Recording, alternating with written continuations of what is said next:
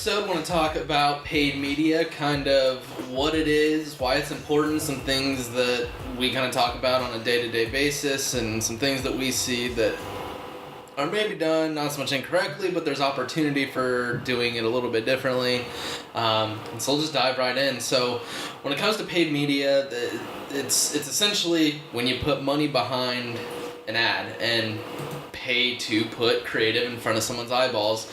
And so there are a few different channels to do this on with Google, LinkedIn, Facebook, Instagram, pretty much all the big platforms you can pay to serve ads. And so Eric, kind of want to get into it with you and I guess what is it to you? What is paid media to you?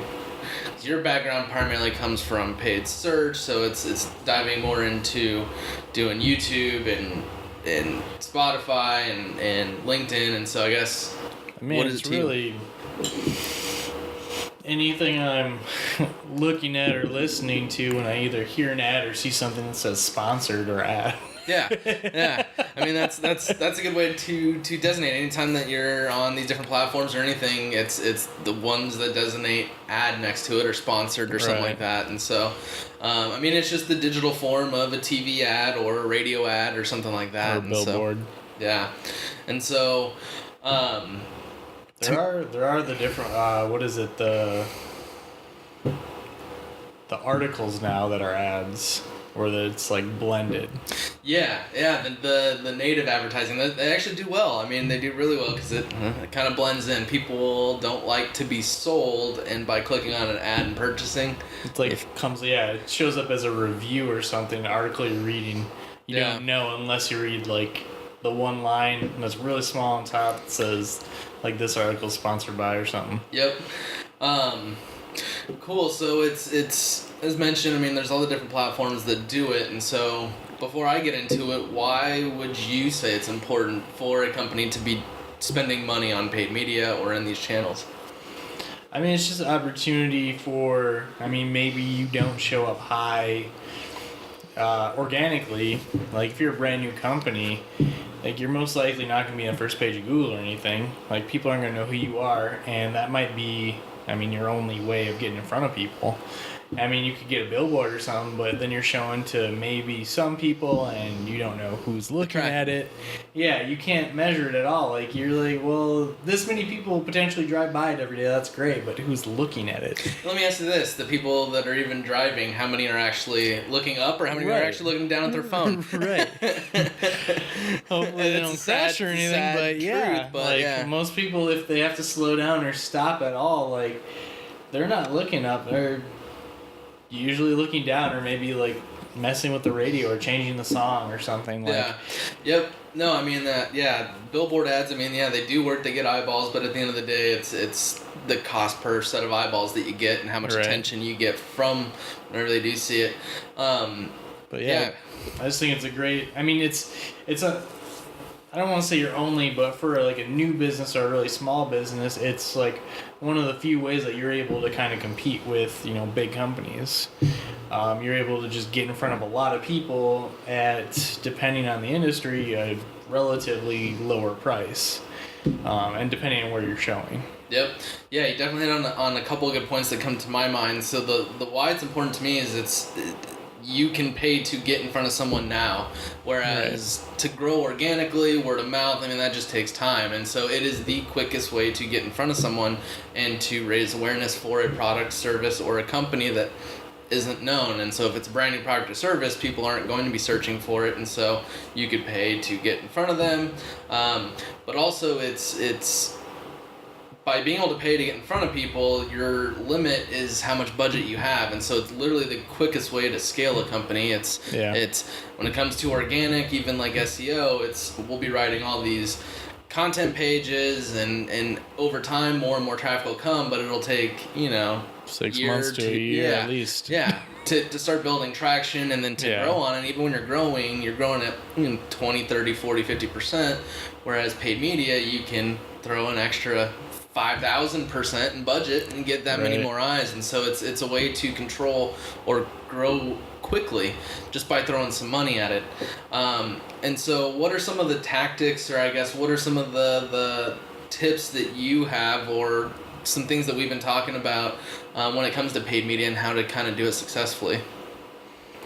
I mean, one of the big things that I always try to do, and I think working with other people, it's really frustrating when they don't, is just like everyone be on the same page as far as, depending on what it's in, or really you should do it and everything, but just like having a system of like labeling and knowing what's in what, so that you're not like in search or like AdWords stuff. Your campaign name isn't one thing, and then you go in and see all these weird ad groups that don't fit, and then you look in the keywords and it's even more random stuff, and you basically just have to almost start from scratch to even figure out where stuff is and where it's supposed to go. Yeah, it's being methodical in the naming conventions and organizing what audiences are we hitting and what are we going to say to them. For example, it's like you have a campaign for things to do, and then you have like keywords that are about vacations, and it's not relevant. And it's if you're seeing that, chances are you're probably not messaging as great as you can be, because if you're not taking the time to organize your keywords or you're targeting properly, chances are you're not trying to speak to the different. Well, and then also if you're managing it and you go in and you're trying to just get a quick glance and see what's all going on, say like you don't want to do any vacation stuff, or you don't want to do vacation stuff, but you put random vacation keywords into a things to do, so then you can't just glance quick and then pause it because you don't want to show up for vacations anymore. Yeah. Like, and even if you do, you may leave it go on an accident because you put those in another one and you didn't look there. And yep. Yeah. And in tandem with that, it's the whole messaging, and it's again just segmenting and what are we saying to audiences. For example, see a lot of on the search and banner ad side of thing where you'll get one set of creative that just says we're brand XYZ, visit us now, and it's there are different stages in which someone, one, knows you as a company, and two, is about to purchase. And so being able to identify those different areas and where they are, and in that sense, just being able to speak to different individuals based off where they are in the overall funnel. And that's a huge opportunity that I've seen as we kind of audit some of the accounts, is again just blanket messaging, and it goes back to what we were talking about yesterday with Chris, where talking about segments, or not segments but personas, and building personalities of the different customers that you have. It's not like we can just throw a billboard up on the streets where we need one message to hit everything. On the digital side of things, on the paid media, it's you can build a bunch of different personas and figure out how to target them based off of what keywords they're searching, what interests they are, who they are demographically. Right, like we wouldn't lump something in. If someone's searching for like an advertising type subject, like let's say they're looking for billboards, we show them. We have keywords in there to show the same ad for billboards or paid search stuff. Like, yeah, you can show up. You might even get a click, but you're not what they're looking for. So even if they click, they might look around, but it's not what they want. Yeah, and it's compared to other platforms, like we mentioned with billboards. You can see that. Are they bouncing right away? Are they actually engaging? So you can kind of see, what are we saying to these people, and what are the audiences that we're targeting? And once they get to us, what are they doing?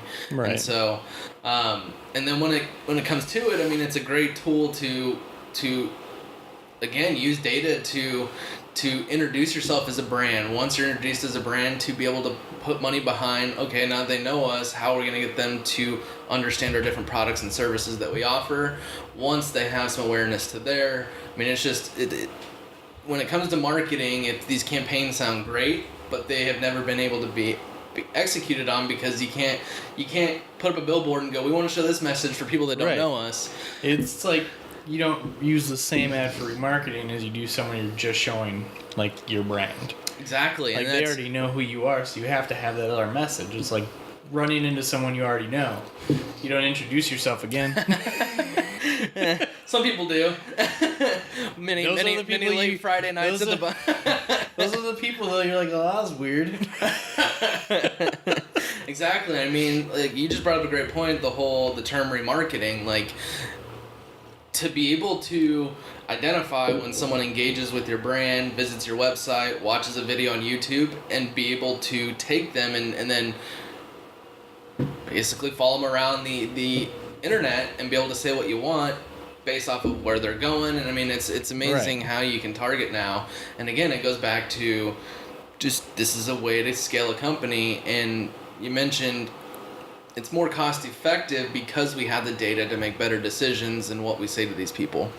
Yeah, as long as you don't use it as like set it and forget it, then yeah. Then it's cost effective. If you try that and just expect it to work, then you're in for a surprise. Yep.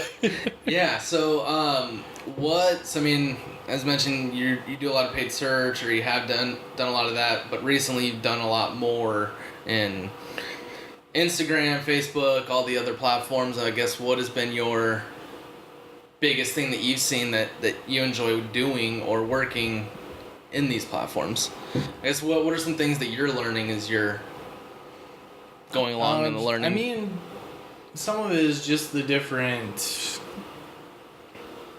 almost like criteria you can go by, or like if you do a search in AdWords, you have your keywords, and that's pretty much it, except maybe audiences. Whereas like if you do Facebook, you're able to segment down by what they like and their titles, basically stuff they put on their profile. So it kind of lets you fine tune it a little more versus, like I said, AdWords, where somewhat you can do like the income, the gender, but just kind of gives you a bit more detail, even though they're getting rid of some of it. But still, it's all the information you put out there that we're able to use. Yeah, because on the search side, I mean, that's all intent. You can see what someone wants to do. From the other platforms that you're getting into now, like the Facebook and stuff like that, as you mentioned, it's the interest, the what are you interested in, and you can build basically a persona on someone. Do they have kids? What age kids do they have? What job title do they have? So you can kind of get the persona of who you're hitting. And what's really cool, especially from the paid media standpoint, is like if you can set up the tracking properly, you can hit the interests and the demographics that you want on the social side, the Facebook, and get those cheap clicks and build audiences and then target them when they actually do that search, to buy this or do that. And it's the interesting thing, because it's my past is primarily the search side, and so I'm learning a ton on that aspect. But just to be able to target fans of the Arizona Diamondbacks or your favorite baseball team, and it's like, you can get super creative with that if you know that they're a father and have kids between the age of 5 and 10, and you have a product for 5 to 10-year-olds. Target dads that have a 5 to 10-year-old, but then overlap it with maybe a Diamondbacks fan or a baseball fan, and then produce some creative where you're in front of Chase Field, and then you're basically using what people are interested in and producing content that's more in line with them, and then you can get the engagement there. And it's crazy what you can do with the data that's available to just get creative. Yeah. One of the biggest things I've seen as well is kind of, where are people spending their money? It's as great as all this is, it's being able to identify where someone is in the, do they know you, do they not know you, do they know your services, and so where are we allocating our dollars? Are we putting X amount towards 80% towards search, 70% towards Facebook, and then even within there, and one of the biggest things that I've seen turn performance around quickly is just shifting money from here to over here and just being more methodical. And it's just what you're able to do that with the other nice thing is, like, since it's all digital, and you can make changes every day if you really want. Yeah. Although you probably shouldn't do it that often. Yeah, and why? Why not make the changes? Yeah, why not change it every day? Because then you have no idea what works and what doesn't. Exactly. It's that is. I mean, you just hit the nail on the head, as well as there's a lot of, let's make changes every other day, but it's like, well, you need more data, statistical significance to actually make a decision. It's like between making them often and then making a bunch at the same time.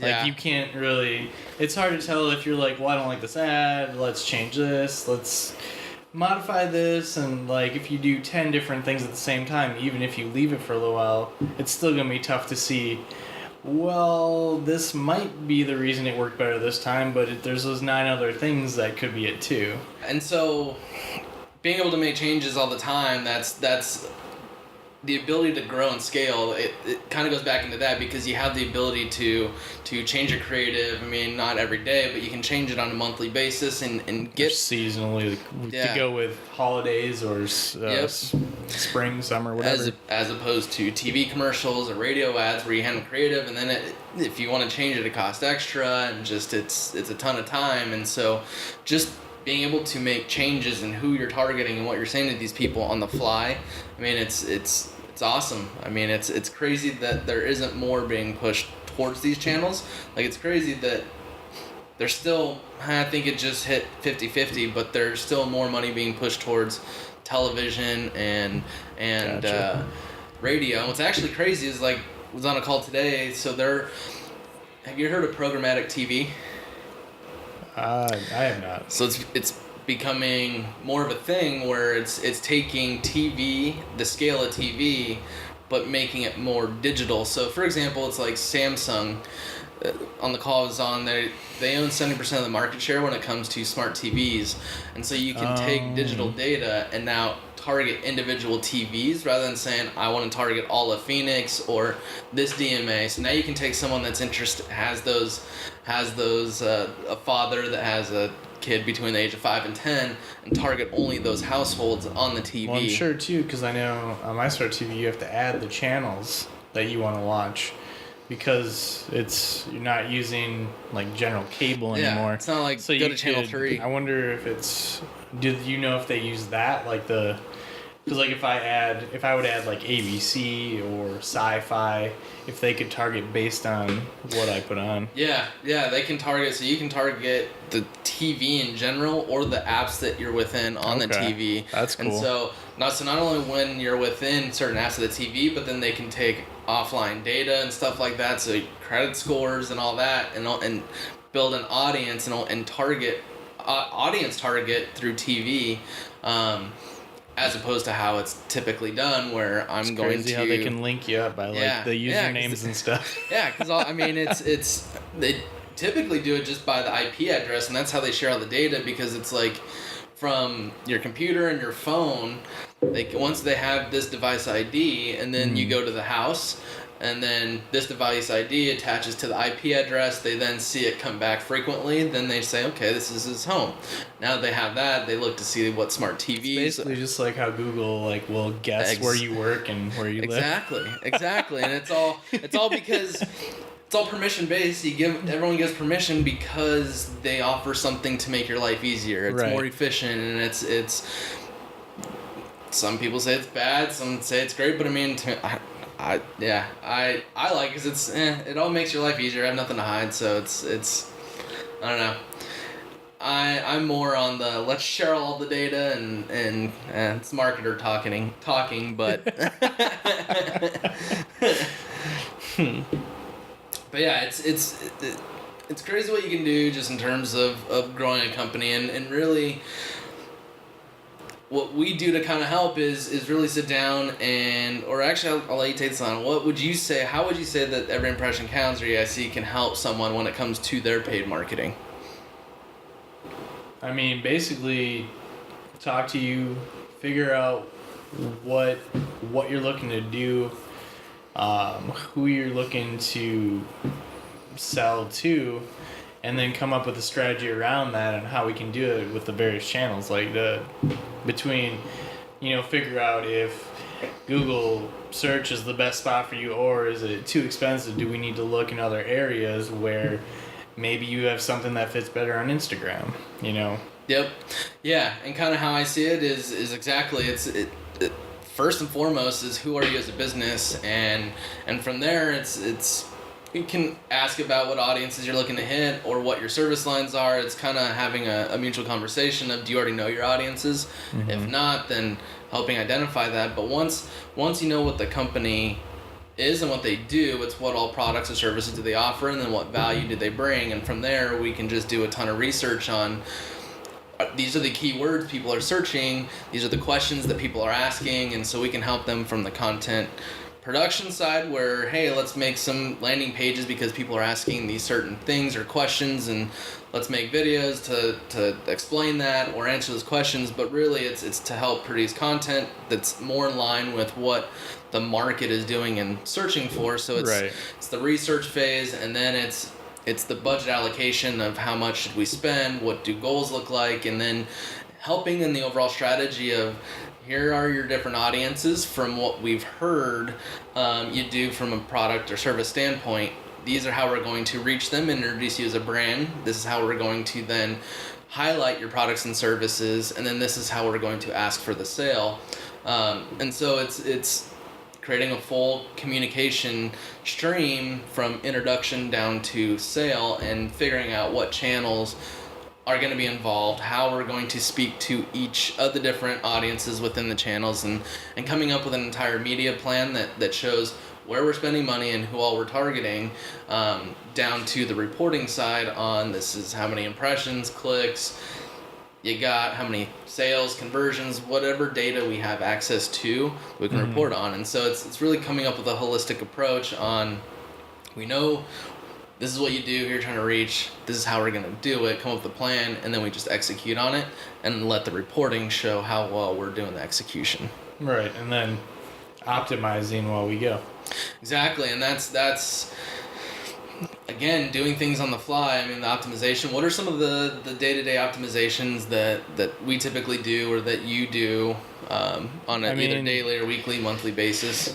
I mean, one of the main ones, the easiest one to even think of is if you're using Google AdWords and you're doing search, looking at the search terms, seeing what our keywords are, what are people looking for, and like one recently, if you see a bunch of a question, like that's something, then from there we can look at that and say, maybe we need to separate this out into its own either ad group or add something to your site, because a lot of people are asking this and they're coming to Google to try to figure it out. And so you could be that person with the information to hopefully give to them, either through the ad or the site or both. And I mean, then you build that relationship, that trust, and hopefully they go with you or whatever you're recommending. Yeah, I mean, I know exactly which one I assume I know which one you're talking about. For example, it's like we're trying to get people to visit somewhere that are looking to go skiing, and some of the questions that people are typing in are, can you ski there? When can you ski? And so by using the data and looking to see, and the reason why you go through the search terms, or you can actually see what people are actually going to Google and typing in. The reason why we go there is to see, are there things that we're spending money on that we shouldn't be, but these are also things that, hey, these are good questions that people are asking. By answering them, so one, we can either produce content or else just put it in the ad copy. So going through and looking at the search terms is huge, because it can help you, one, save money or be more efficient with your money, but also come up with ideas on bringing more value to the customer, which then results into sales. Right.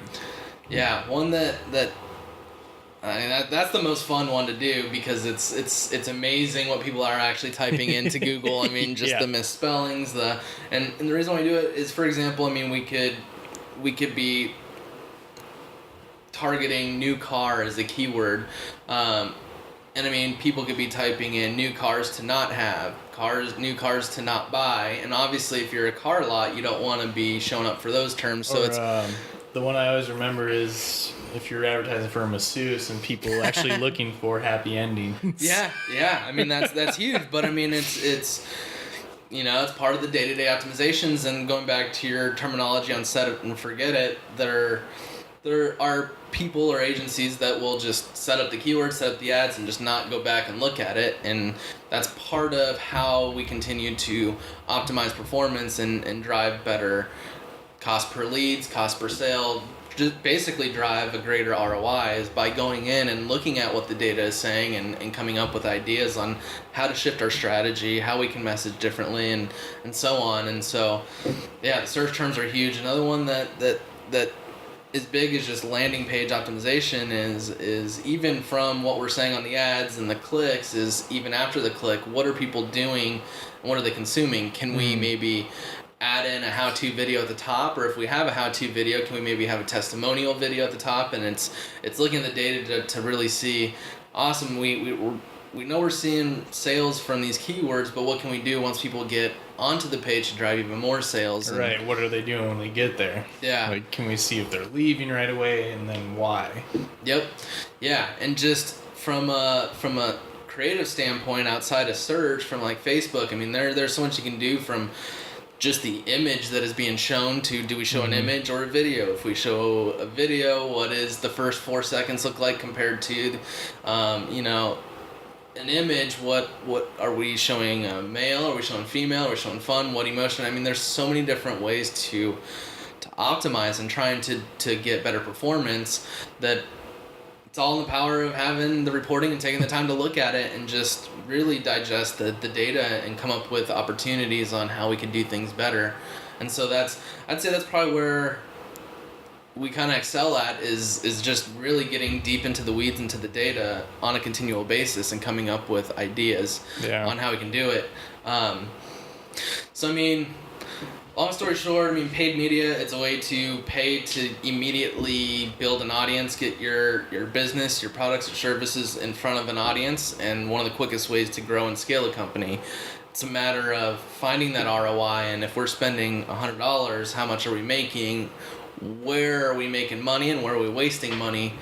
Either change things here or triple down on here, and it's really looking at all the data and just seeing where these ads are being served, who's engaging, what are they engaging with, what's driving them to buy, and just continually to hone in on the efficiency and the performance and as well as trying new things too, because there's always new media coming out, and not kind of with paid media versus billboards, you don't want to just keep doing the same thing just because it works for now. Like, you always want to be optimizing, trying to do it better, but also realize that the whole, marketing industry is constantly changing. Mm-hmm. So just being aware that this may work really well right now, but down the road, it may not work. Like, even Google AdWords clicks used to be really cheap. Yeah. And as it grew, so did the price. So, like, just being open to using new platforms and testing them out, even though not all of them are going to work. I mean, that's marketing. Yeah. Yep. I mean, a good example of what you just said, Gary Vee talks about it all the time. Got his parents' wine company from $3 million to $60 million. It should be $200 million, because when Google AdWords first came out, cost per clicks were only 5 cents for the term wine. They're now $5, and it's like, right, you could have grown it 500,000 times more because it's numbers game. It's just cheaper. It's all auction based. So at the end of the day, what I would say is, if you're not spending money, start spending money and start looking to see what it's producing. If you are spending money, where are you spending it? What audiences are you hitting? What channels are you running your media in? And really just questioning, what is your dollar doing to impact sales? And if you have any questions, then